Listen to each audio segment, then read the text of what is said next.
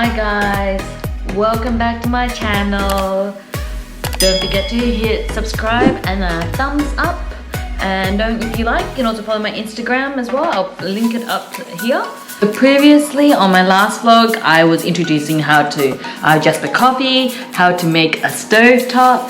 This vlog is the continuance of my how to make coffee. So I'll be teaching you how to make French press as well as a pour over. So now let's go straight into it, and enough of me talking. So let's go straight here.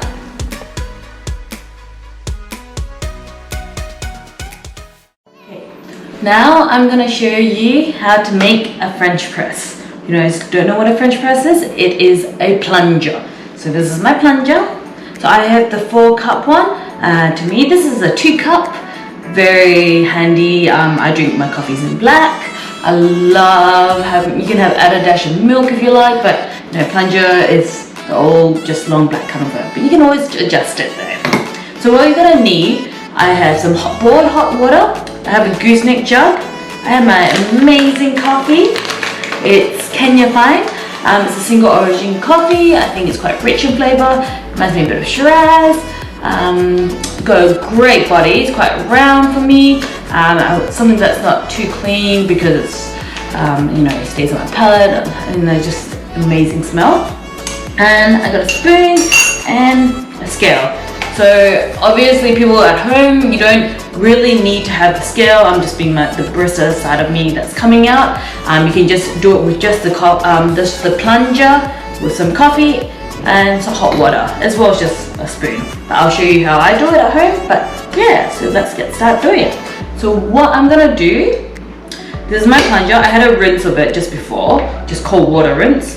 But what I'm gonna do, I'm also gonna put some hot water in it. The reason I do this is because I want to warm my, very too much. I want to warm my plunger up because it is quite cold in the morning. You wouldn't want to put coffee and put hot water into it just because it wouldn't be brewing at its maximum capacity. So now you warm everything up. So then when you make everything, it's all at the same one temperature instead of going down one level temp that we are unable to actually, you know, measure. So I think it's warmed up. So what I'm gonna do, I'm gonna pour it out into my dump bucket.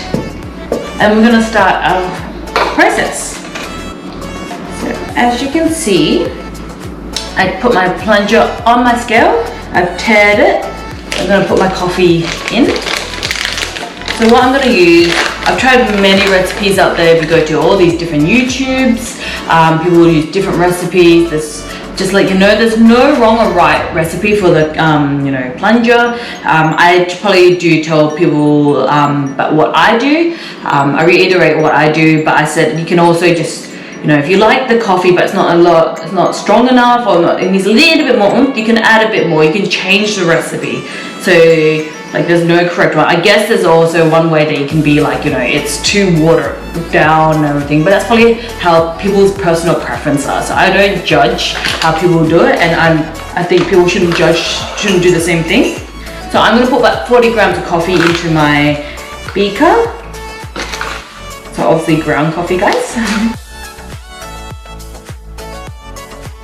Okay, so that's 40 grams. So before I start using the hot water, I'm just gonna even it up carefully around the beaker, just so that when I pour the first lot of water in, I just want it to, there's actually less. I just want it to be just evenly spread. It obviously doesn't have to be perfect. For some reason I got exactly 40 grams, yay.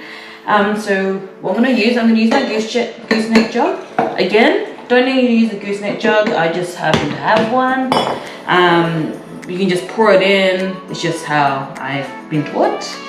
So what I'm gonna do, I'm gonna go in an anti-clockwise, just so that I'm getting around all the edges and all in, so like a little spiral all the way in, so it makes it easier. And so that's 40 grams, I'm gonna tare it one more time. So it's back to 0. And I'm going to put about 60 to 80 grams of water in there.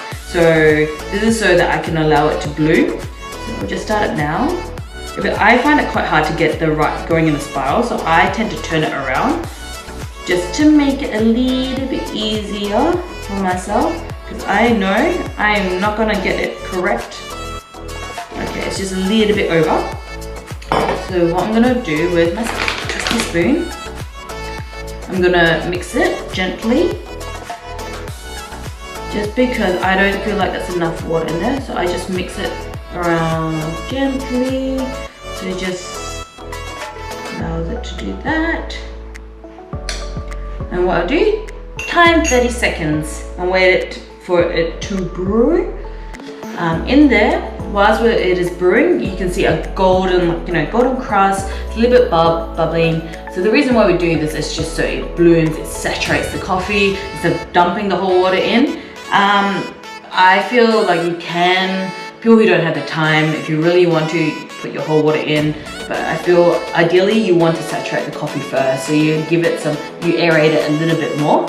So yep, that's my 30 seconds there. So I'm gonna pour some more hot water. You can just pour it again. Just me, I guess I don't want to break my crema. So you can see the crema there. So I'm just gonna go, and this goes on top of those 80 grams of water. So I put about 40 grams. So 40 grams of coffee. So I'm gonna do the ratio of 40 grams with 400 mils of hot water.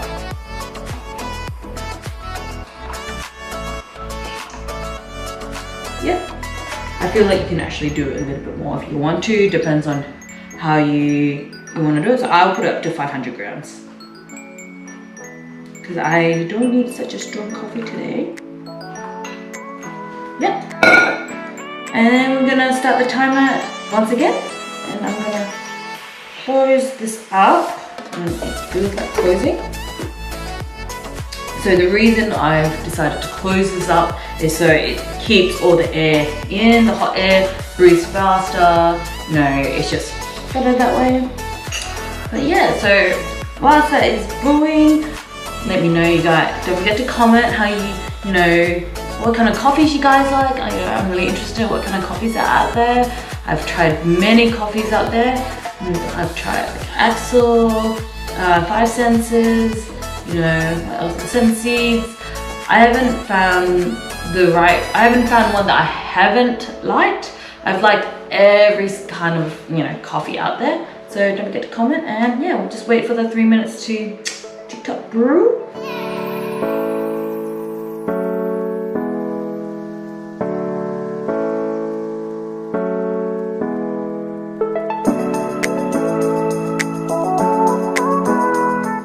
Okay, so my 4 minutes has finished. So now what we're gonna do, I'm gonna push it down.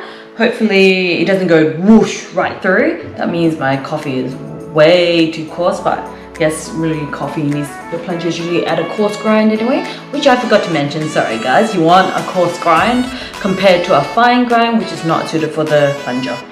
And if it has a lot of resistance, like you can't push through, it's way too fine.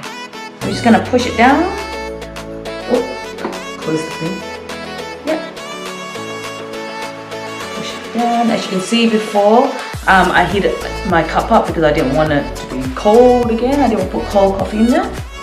And yeah, so remove the scale to get my coffee and just pour it out.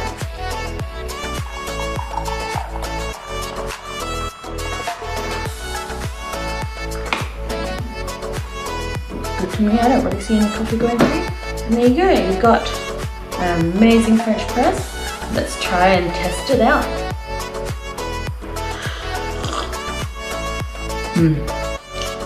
That's one good coffee. So that's it for making a plunger.